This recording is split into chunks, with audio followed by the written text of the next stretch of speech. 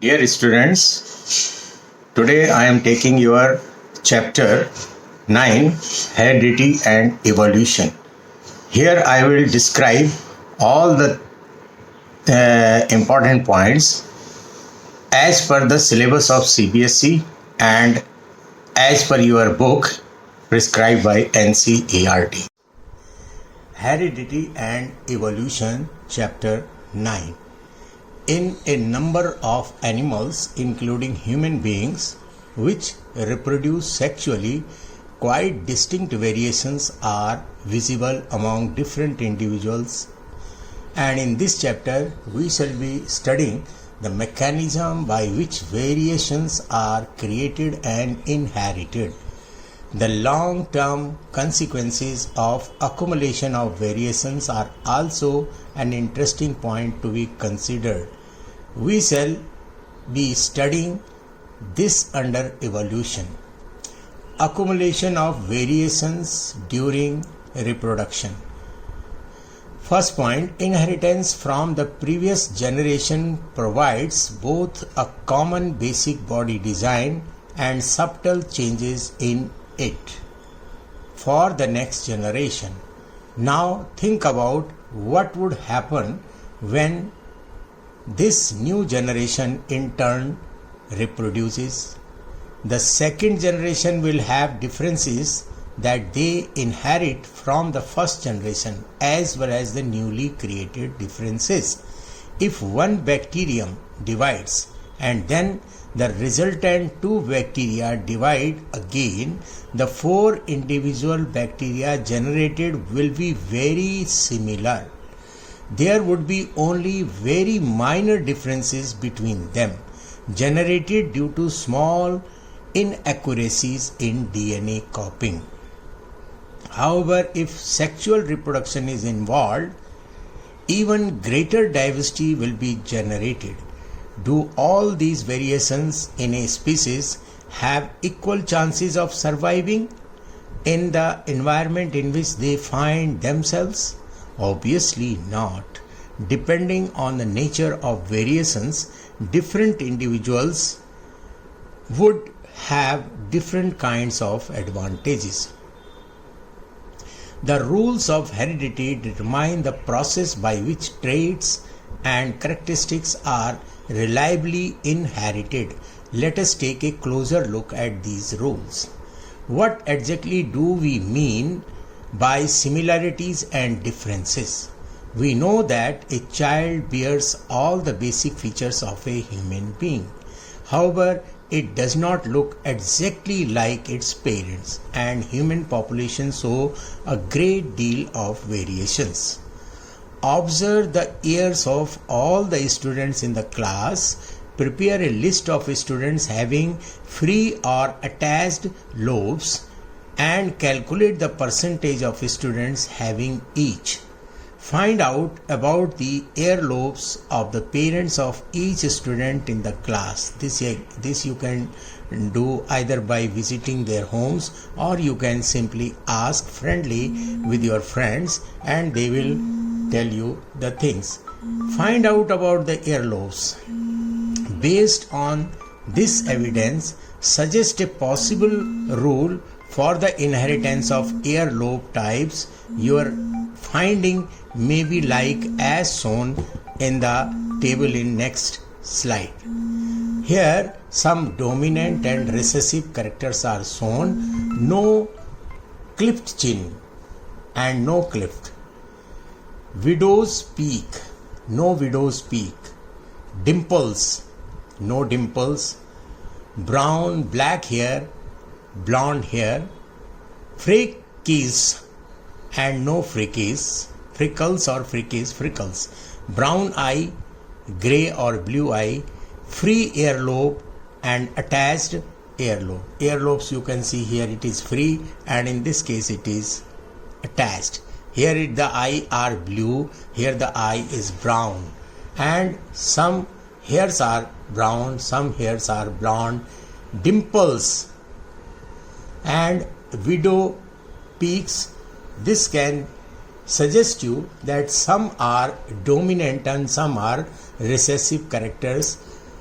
Now, further, noses. Here the nose bridges are there, and you can see the differences of these. Nose are like this, and in this one, you can understand the variations. Rules for inheritance of traits. Mendel's contribution. The rules for inheritance of such traits in human beings are related to the fact that both the father and mother contribute practically equal amounts of genetic material to the child. This means that each trait can be influenced by both parental and maternal DNA. Thus, for each trait, there will be two versions in each child. What will then the trait seen in the child be? Mendel worked out the main rules of such inheritance, and it is interesting to look at some of his experiments for more than a century ago. Heredity and inherited traits. Mendel's experiment and sex determination. Heredity refers to the transmission of characters from parents to offspring. An inherited trait is a particular genetically determined feature and distinguishes a person from the others. For example, attached or free earlobes, as you have seen earlier in human beings. Mendel's contribution. The rules for inheritance of traits in human beings are related to the fact that both mother and father contribute an equal amount of genetic material, that is DNA, to their offspring. So an offspring will get two versions of that trait from the two parents. Mendel worked out rules for inheritance of these traits. Gregor John Mendel, regarded as the father of genetics, performed his experiments with garden pea, which is botanically called Pisum sativum, in the garden behind his monastery. He observed a number of contrasting characters in garden pea and observed their inheritance. Some important terms before discussing the rules, we will discuss them. Chromosomes. You must know chromosomes are long thread-like structures present in the nucleus of a cell which contain hereditary information of all the cell in the form of genes. DNA. It is a chemical in the chromosomes which carries the traits in a coded form. Gene is the part of a chromosome which controls a specific biological function. Contrasting characters. A pair of visible characters such as tall and dwarf, white and violet flowers, round and wrinkled seeds, green and yellow seeds. Dominant traits. The characters which expresses itself in F1 generation is dominant trait.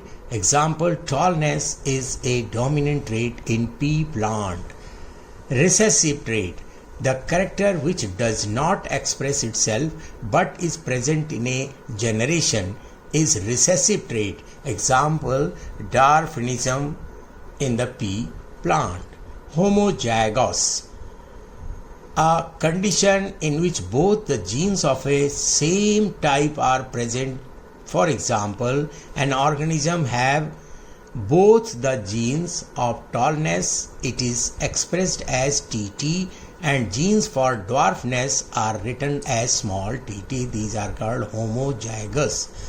Heterozygous is a condition in which both the genes are of different types. For example, an organism has genes TT, capital T, small t. It means it has a gene for tallness and other for dwarfness. Only tall characters is expressed. Genotype. It is a genetic makeup of an individual. For example, a purple tall plant is expressed as capital TT and hybrid tall as capital T small t. It has gene for dwarfness. Homologous pair. Before that, phenotypic, it is external appearance of the organism. For example, tall plant having capital T small t composition with which appear tall although it has gene for dwarfness, but capital T is there, dominance is there, therefore it is showing physical external appearance as tall, and that is called phenotype. Homologous pair of characters are those in which one member is contributed by father and the other member by the mother, and both have genes for the same character at the same position. Now, Mendel was educated in a monastery and went on to study science and mathematics at the University of Vienna. Failure in the examinations for a teaching certificate did not suppress his zeal for scientific quest. He went back to his monastery and started growing peas. Many others had studied the inheritance of traits in peas and other organisms earlier. But Mendel blended his knowledge of science and mathematics and was the first keep count of individuals exhibiting a particular trait in each generation. This helped him to arrive at the laws of inheritance. Mendel used a number of contrasting visible characters of the garden pea: round, wrinkled seed, tall, short plants, white, violet flowers, and so on. He took pea plants with the different characteristics. A tall plant and a short plant produced progeny by crossing them, and calculated the percentage of tall or short progeny. In the first place, there were no halfway characteristics in this first generation or F1 progeny, no medium height plants. All plants were tall. This meant that only one of the parental trait was seen, not some mixture of the two. So the next question was, were the tall plants in F1 generation exactly the same as tall plants of the parental generation? Mendelian experiments test getting both the parental plants and these F1 tall plants to reproduce by self-pollination.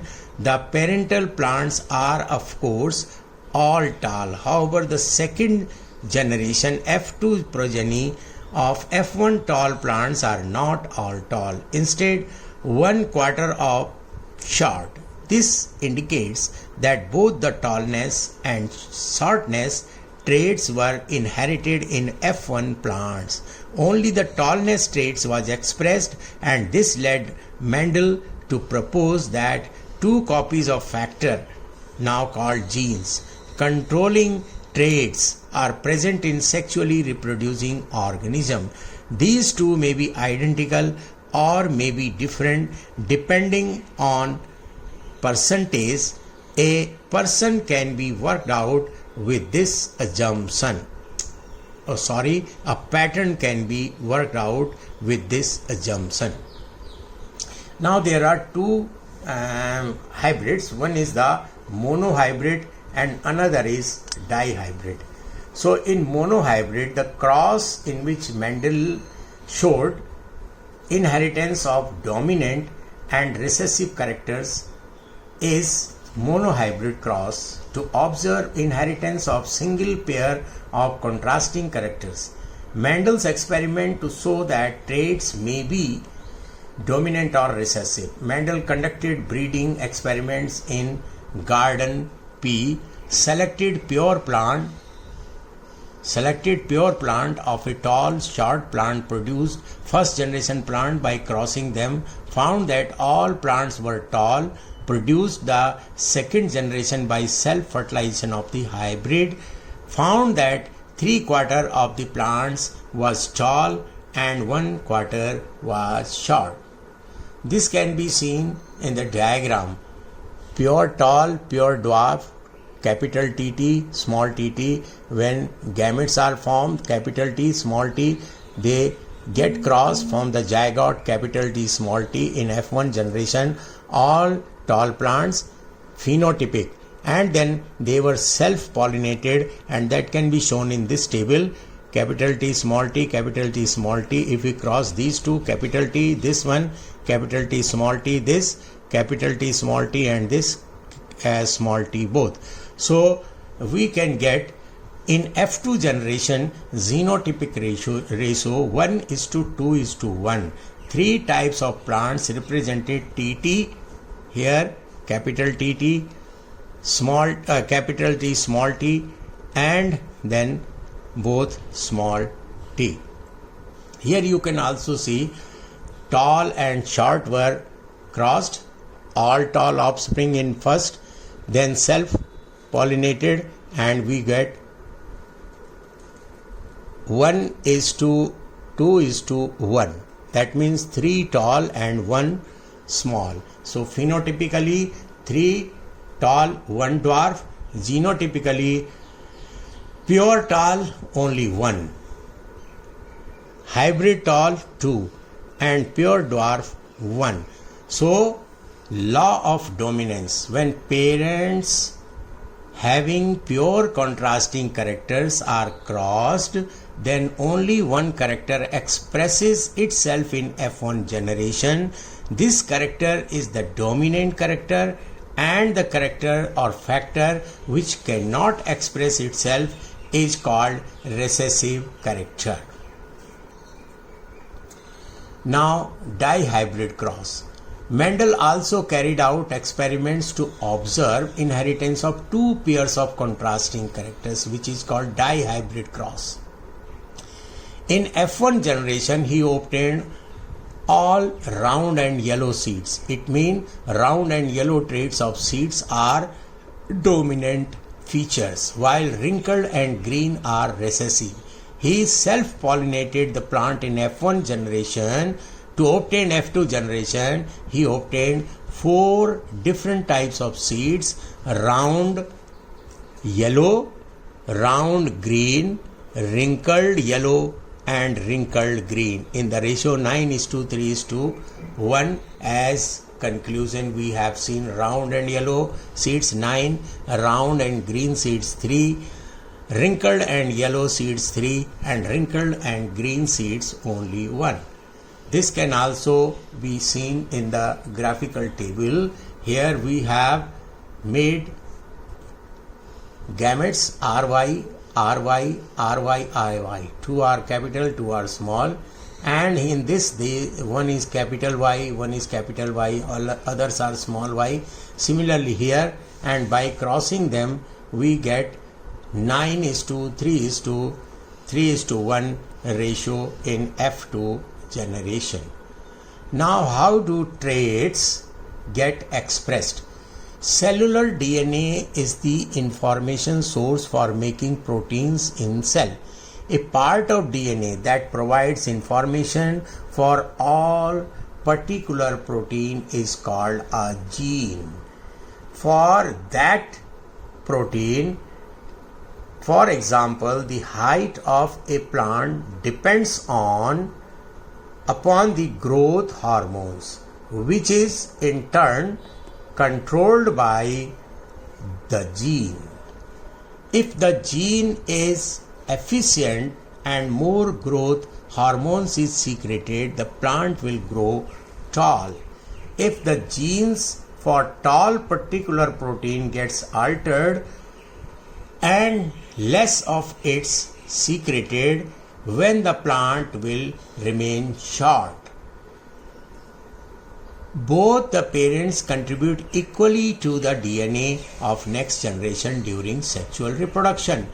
They actually contribute a copy of the same gene. For example, when tall plant is crossed with short plant, the gametes will have single gene either for tallness or for shortness.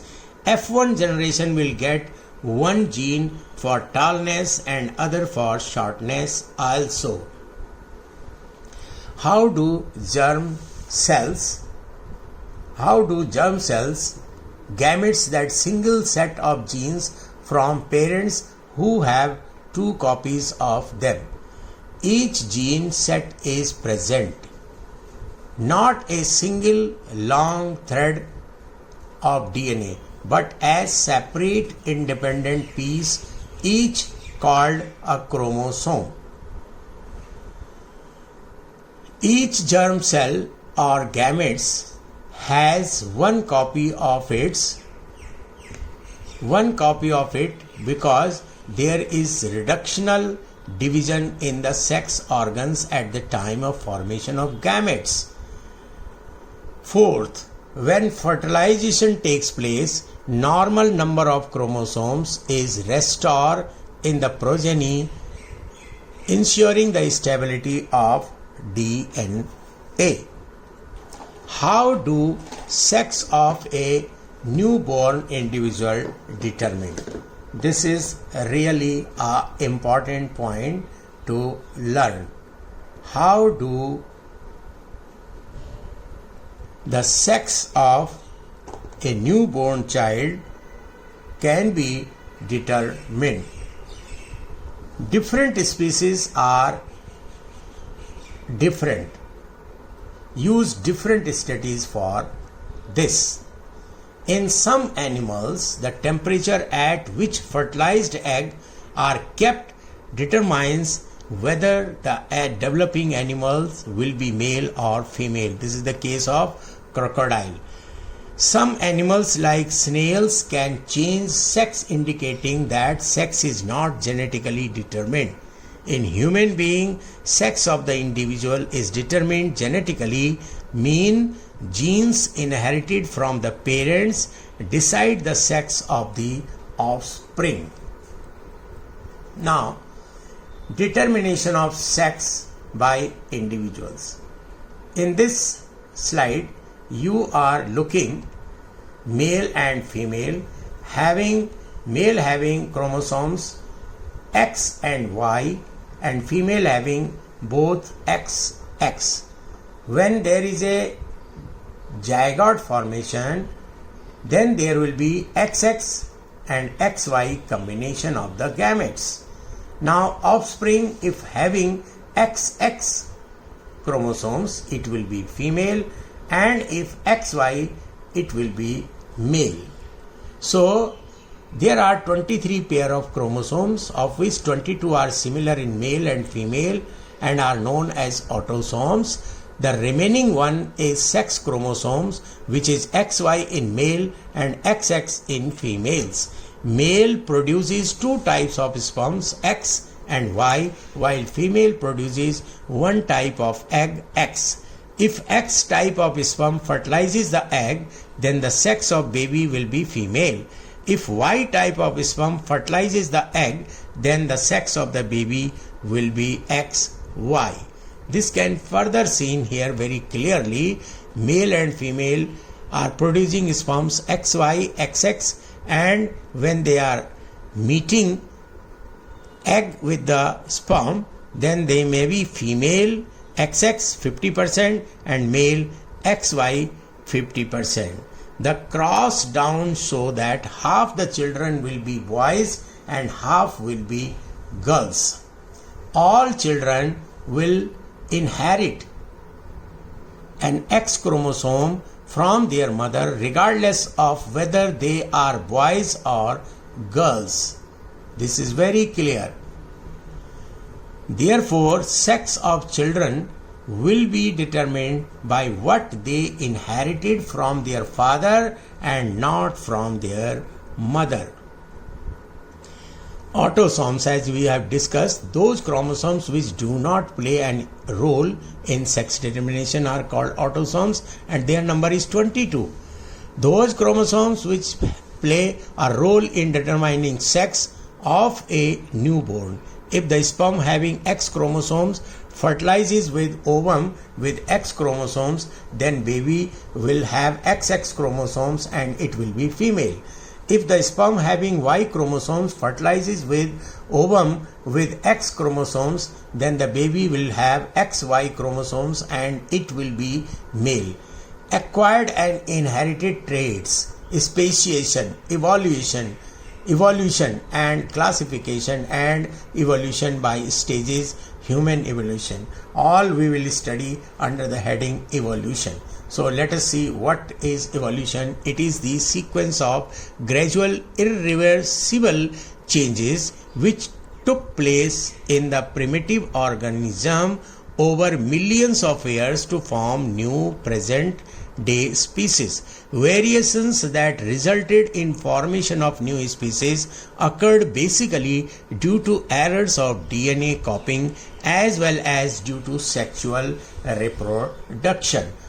An illustration to show variations in a population: a group of 12 red beetles live in green bushes and reproduces sexually, so far likely to develop variations. There are following possibilities. This you can see, it is very clearly shown in your book, and here you can understand it very clearly.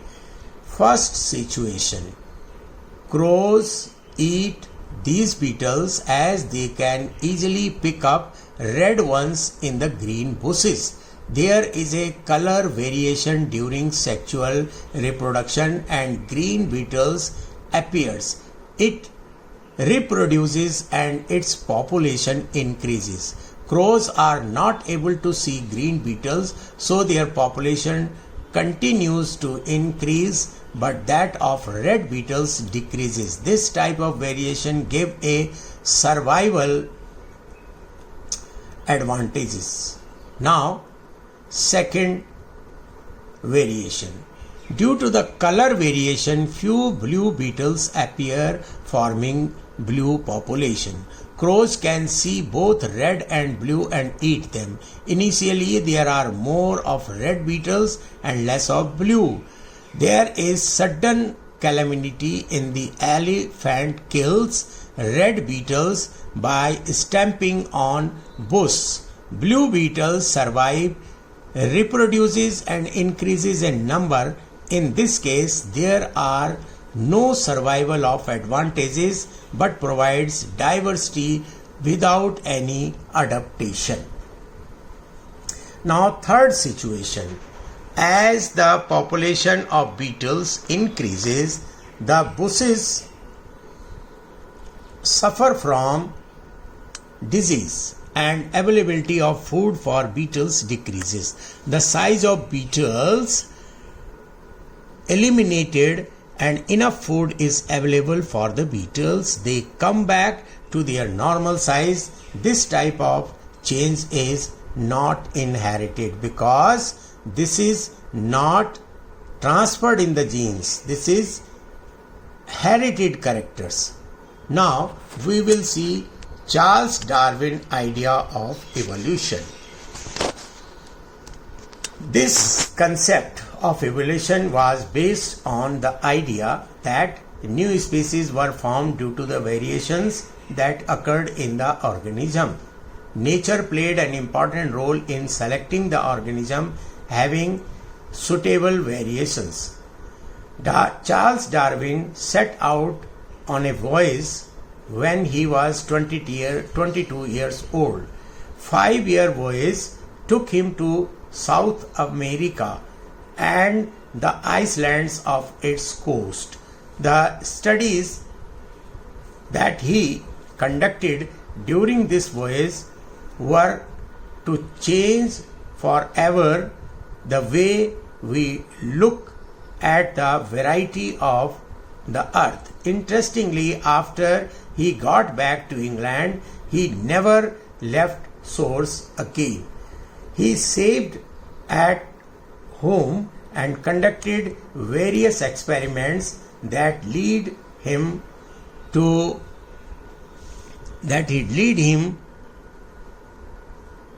formulate his evolution took place due to natural selection. He did not know mechanism whereby variations arose in species. He would have been enlightened by Mendel's experiment, but these two gentlemen did not know of each other on their work. We often associate Darwin solely with the theory of evolution, but he was an accomplished naturalist and one of the studies he conducted was to do with the role of earthworms in the soil fertility. Speciation, it means the development of one or more species from an existing species. A species is a group of similar individuals that belong to a population that can inbreed and produce fertile offsprings. Speciation takes place when the variation is combined with geographical isolation. How speciation occur?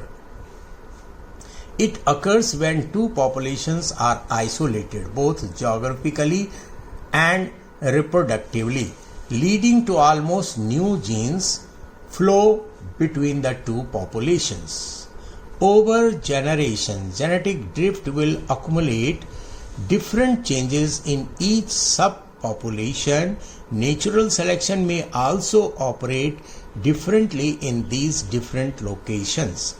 Together, natural selections and genetic drift will cause such changes, severe changes in the DNA, that these two groups will not be able to reproduce with each other even if they happen to meet, because they are genetically different. Their genetic drift has occurred. When DNA changes occur to larger extent, it may lead to change in the number of chromosomes and gene expressions. Eventually, the germ cells of the two groups cannot fuse with each other, and this leads to emergence of new species. Before that, we can understand some terms. Gene flow, it means the change of genetic material by interbreeding between populations of the same species or between individuals within a population. It increases the variation in the genetic composition of population. Genetic drift, it is random change in the frequency of alleles in a populate over successive generation due to errors in the gametes. The process is rapid in smaller population. Genetic drift can be based to accumulation of changes in the generations. Natural selection, according to Darwin, natural selection was also plays an important role in bringing about evolution of new species of plants and animals. According to him, variations exist between the individuals of a population, and some natural phenomena eliminated those individuals which were less adapted. The surviving population would pass the hereditary advantages features to their offspring. With time, this process would get rise to organism different from the original population, and a new species are formed. Lastly, microevolution. It is the evolution which takes place on a small scale. Explain the change in body color of beetles. That was the microevolution. Isolation. When a population of a species splits into two, it cannot reproduce with each other and form a new species. For example, when a population of beetles feed on bushes on a mountain range, some may start feeding on nearby bushes, finding entry into a new subpopulation.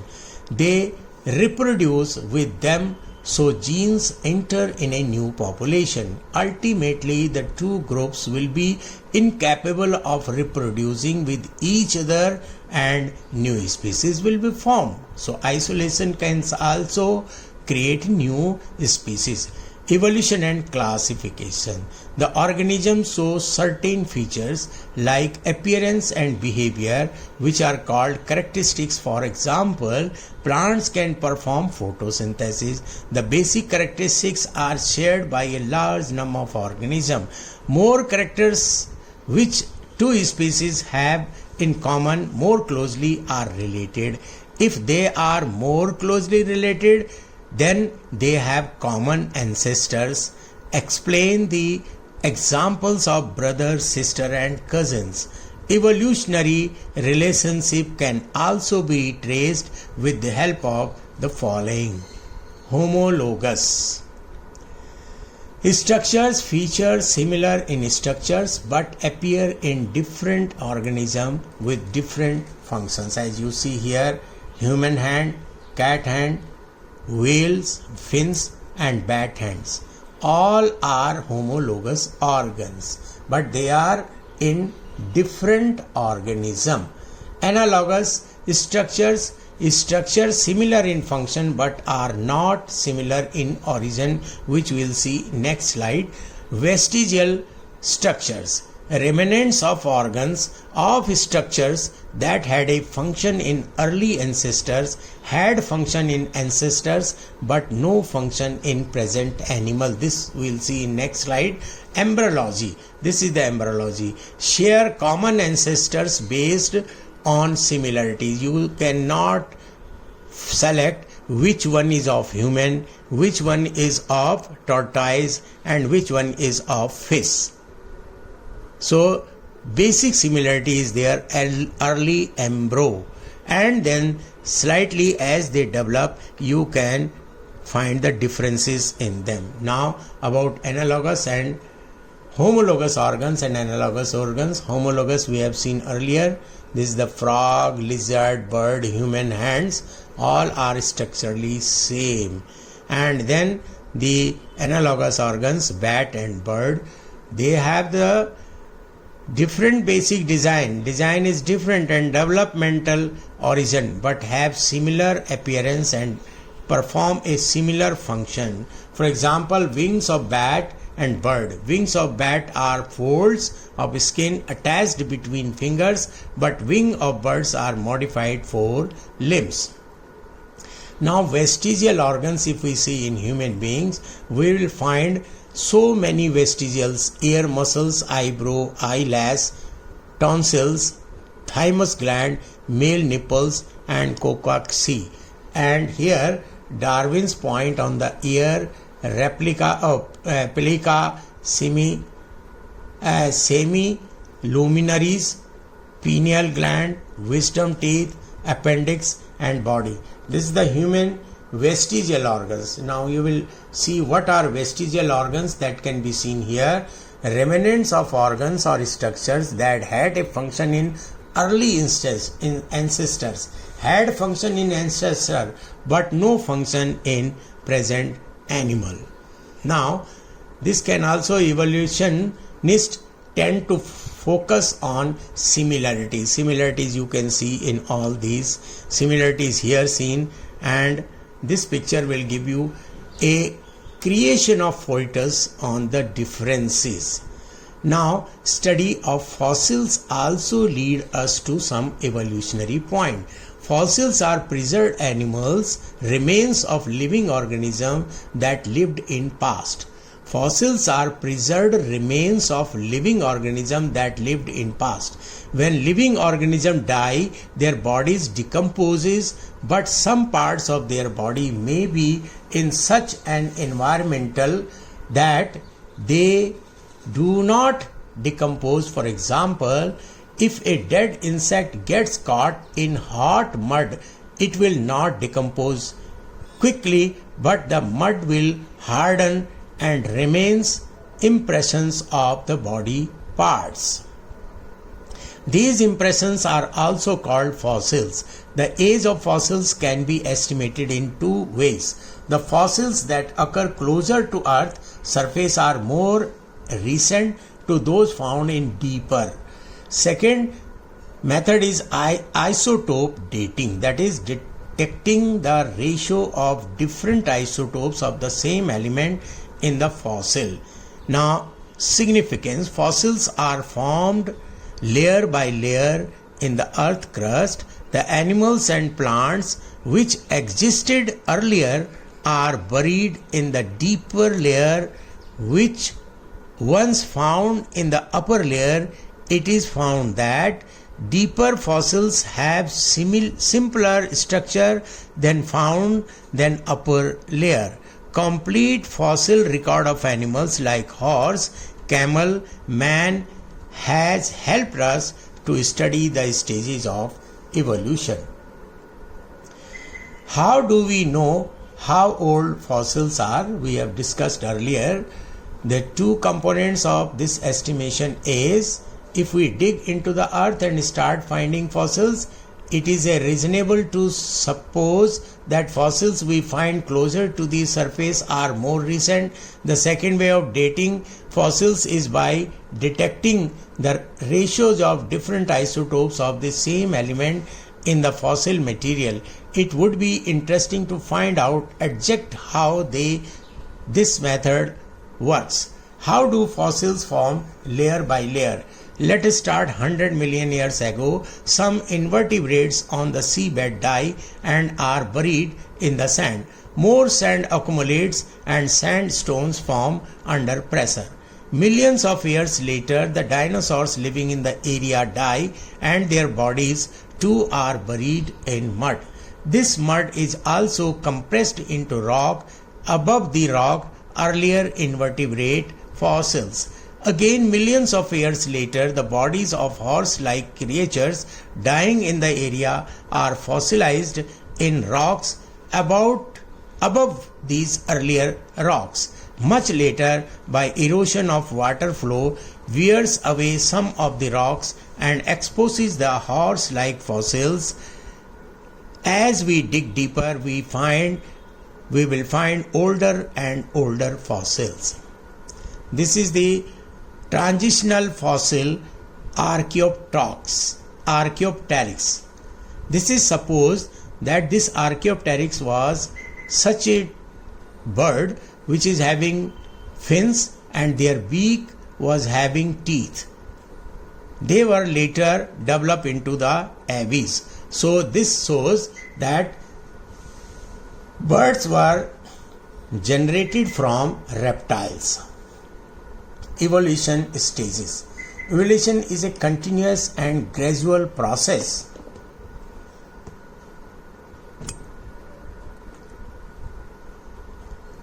Complicated organs did not evolve by a single DNA change but were formed by bit change over generations. For example, complex organs like eyes were created by bit changes. In between, the rudimentary eye in some insects also provides a fitness advantages.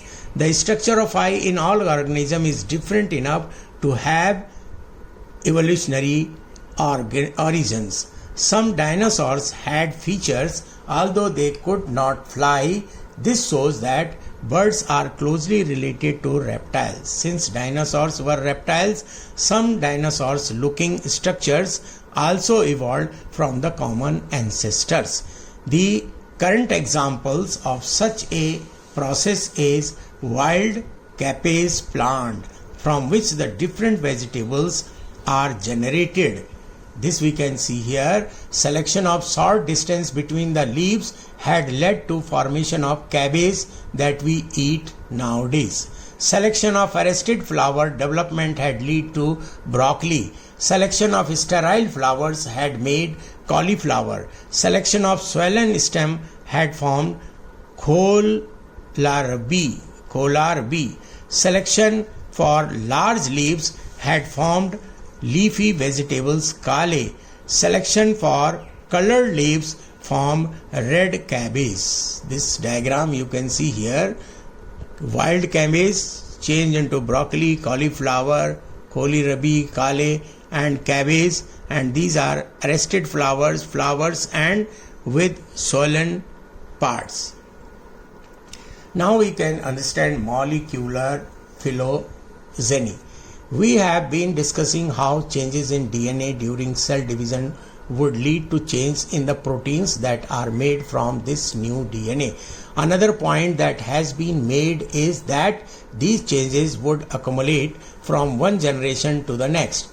Could this be used to trace the changes in DNA backwards in time and find out where each change is diverged from the other. Molecular phylogeny does exactly this.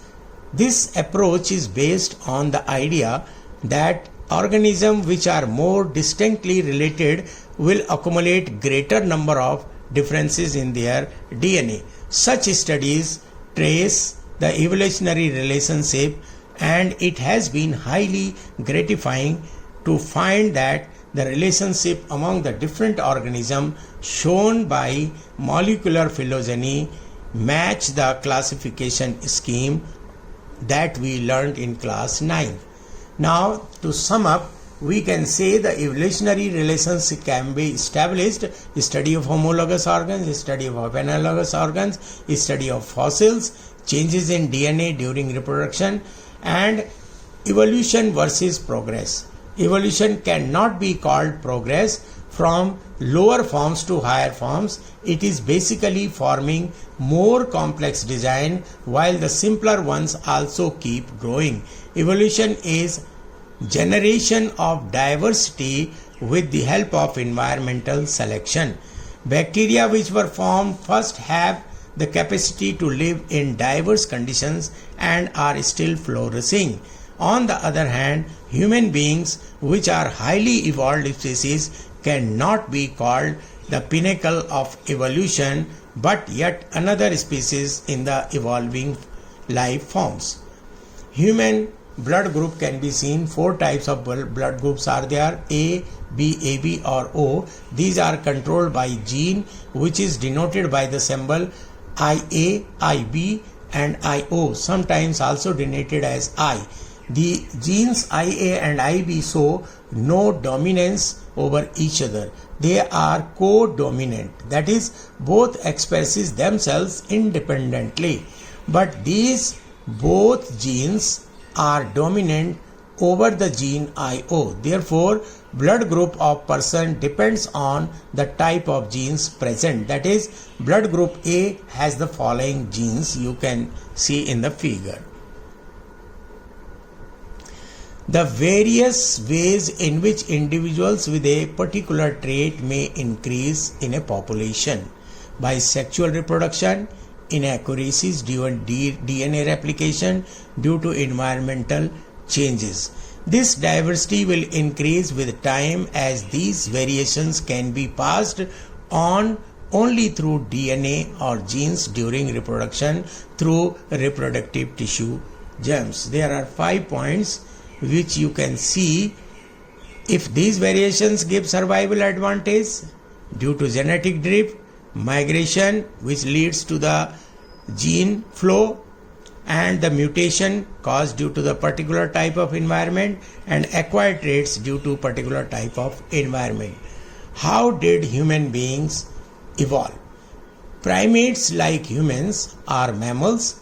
Around 10 to 12 million years ago, the ancestral primate lineage splits through speciation. These two lineages evolved separately to become the variety of species we see today.